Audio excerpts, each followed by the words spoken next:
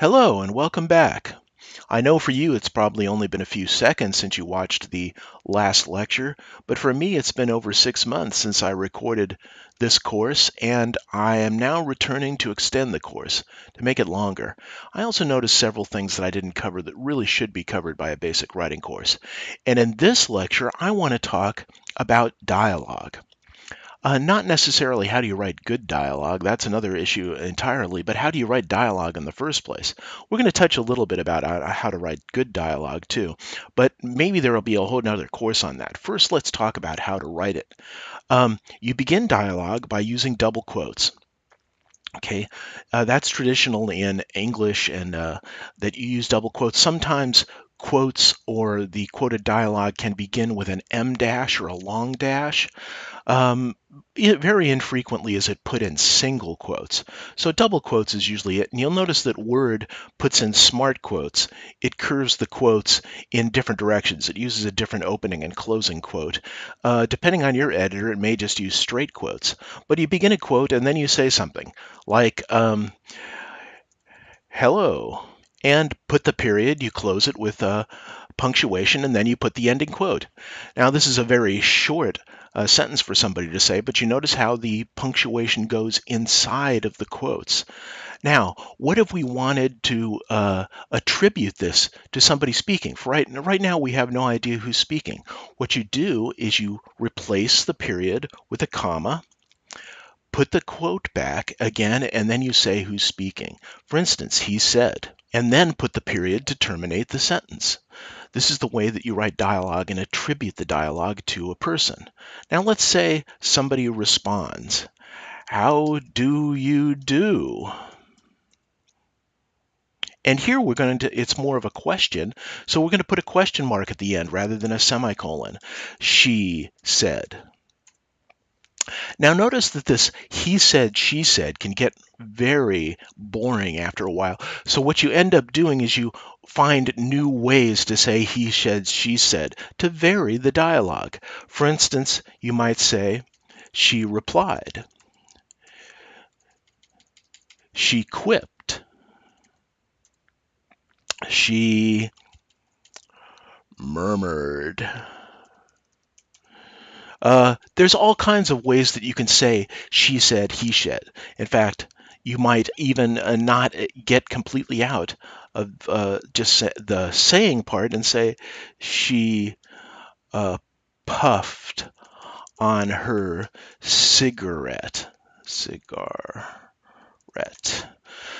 Something like that, just to vary the he said, she said, and make it not occur. In fact, sometimes what you do is you just say he said on one of your pieces of dialogue to identify who's speaking, and then you know who's replying is going to be she because he's done speaking, and you don't even have to attribute it. And from this point on, you can say, lovely evening out, period, and we can not attribute sentences, and the reader will assume that they alternate back and forth. Now, for some people, this gets kind of complicated, and they want to attribute everything. So they'll put she quipped, he announced, and so on, and you'll keep this going.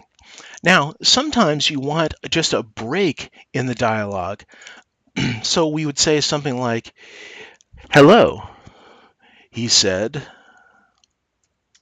Now, this is a new sentence, so we would begin it here.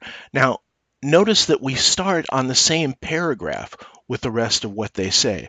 I like to keep entire paragraphs used for what one person says and use a paragraph break to what the next person says. So, lovely evening, he might say. And this gets continued on after the first sentence as a complete paragraph. Now, I don't often use exclamation marks when I write, but I do use it in dialogue to indicate that this is being shouted or in some way emphasized. So we say, get out of the room, and use an exclamation mark. Whoop, there we go. He demanded. Notice how, once again, we're varying. We haven't said once in our 4 pieces of dialogue.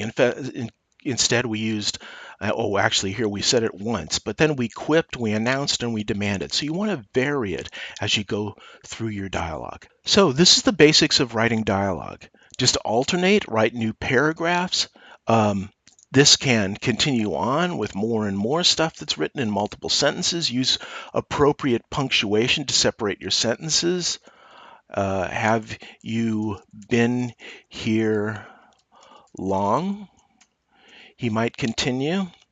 And keep all of it in double quotes. Notice here we've got more than one sentence in the double quotes. You just use one pair of double quotes to quote everything that they say. And then use quite often commas and he said or she said, but the not he said or she said. Make it quipped, announced, demanded, all of the various ways that you can say said instead of saying said. Of course, the other thing you'll want to do is change he and she to, for instance, if he was a captain, you might say, the captain said, or she actually use her name, Maria quipped. And in this way, you can eliminate the redundancy of he and she, as well as what they do, quipped, announced, demanded. Another thing to consider is including the person's name when you're speaking. For instance, hello, and then we can put the name of the person. What if it's Gloria? That would come after a comma. So we would actually have 2 commas in there. Hello, Gloria.